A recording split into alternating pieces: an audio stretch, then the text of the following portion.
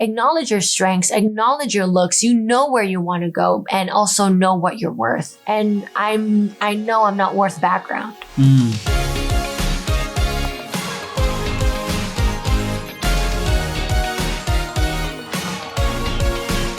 But okay, so you wanted to become a professor and all that, but like you weren't driven to do any of the backup dancing stuff or become a choreographer for any of the shows? I would have to say my biggest passion, because within research, I already knew my body type and my height was not going to become Beyonce's dancers. God damn, the typecast. Let's be honest. Yeah, it's true. I'm a Filipino American, 5'2" girl, and also slightly wider in the hips, and that's okay. I'm not going to be that. I'm not going to be that background dancer.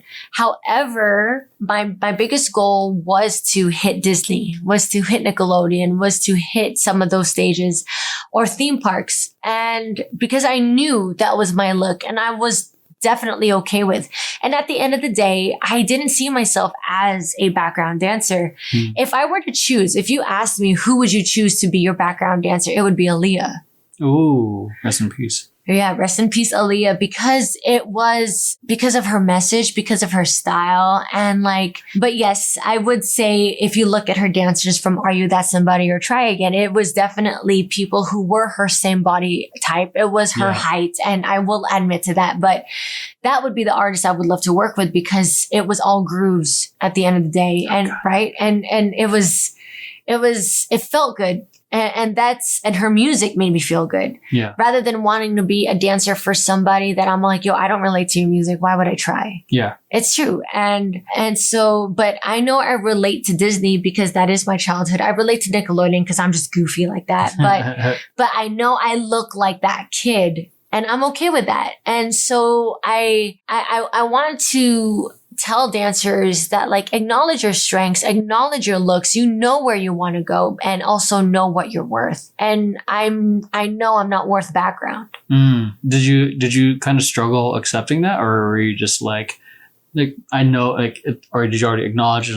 Whatever, it's not what I wanted anyways? I did want to be a background dancer eventually, but because I already knew that in order to be successful, you needed to dig a little deeper to research on who you're going against with, because the dance life is all about competition. You audition for a reason. You need to look the part. You need to typecast. You need to not how do you call it? I don't know what the word is. I always forget, but you can't overcome or outdo the artist. You need to blend in. Yeah.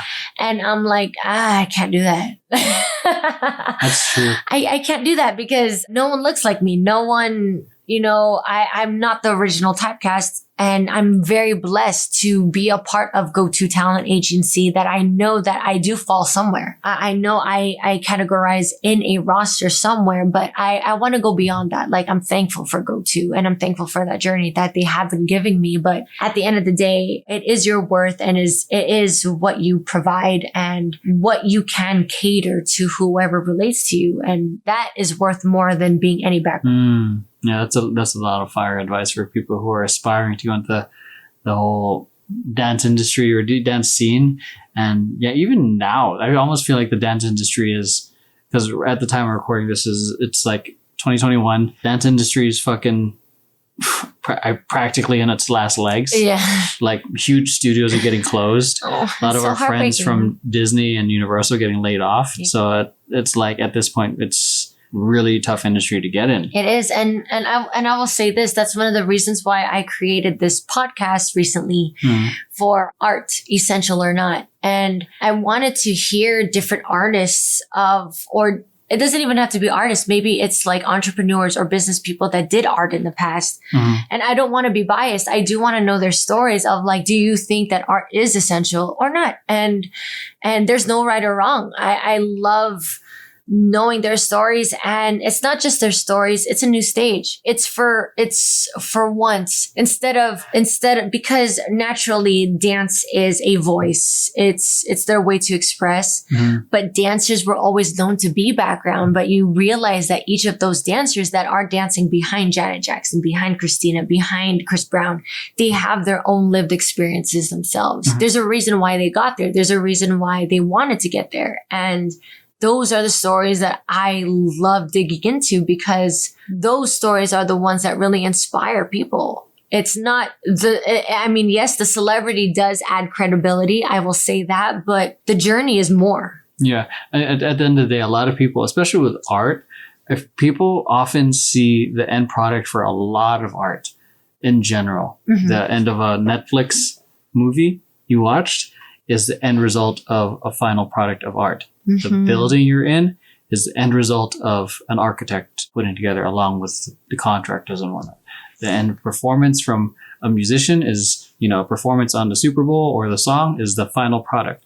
No one ever sees the hard work that goes into what the artist put in. And art is everywhere when it comes. The building we're in had to be designed by an artist who understood many aspects of not just design, but also probably physics and math. Feng shui. And all feng shui. I'm going to just add that. That's art. Okay. I don't care. What do you all think? It is art. And there's a lot of the work that's a lot of people don't understand. And I feel like a lot of people more understand the traditional routes. Yeah. Which I don't know why. I feel like the marketing and the branding for such like lawyers and doctors, those are great trades to be in or careers. But I feel like it's like people can acknowledge the amount of work that's put into it. But at least at this moment in time, people are barely noticing the amount of work that goes into art. Yeah. It's a process. I feel like we're in the beginning conversations, and I feel like it might be another 10, 20 years where it's respected at the same level as a lawyer or a doctor. I personally think it's starting to get respected. I will say this, it took a long time for my family to finally acknowledge that, like, yo, she did it. But I also think this is also a generation of dancers expanding their knowledge of not just dance. Yeah. Because this pandemic has drastically changed so many different avenues of performance, that we're all in this pathway of accelerated rate, where we're starting to acknowledge different things about our talent. Like some dancers are like, we know someone like for example, like Megan and Lisa, incredible bakers, but they're amazing dancers. Also amazing dancers. Amazing Shouts dancers. out to Megan and Manny. Yeah. Had their pecan pie. Let's go, boo. For fucking Thanksgiving. You better work.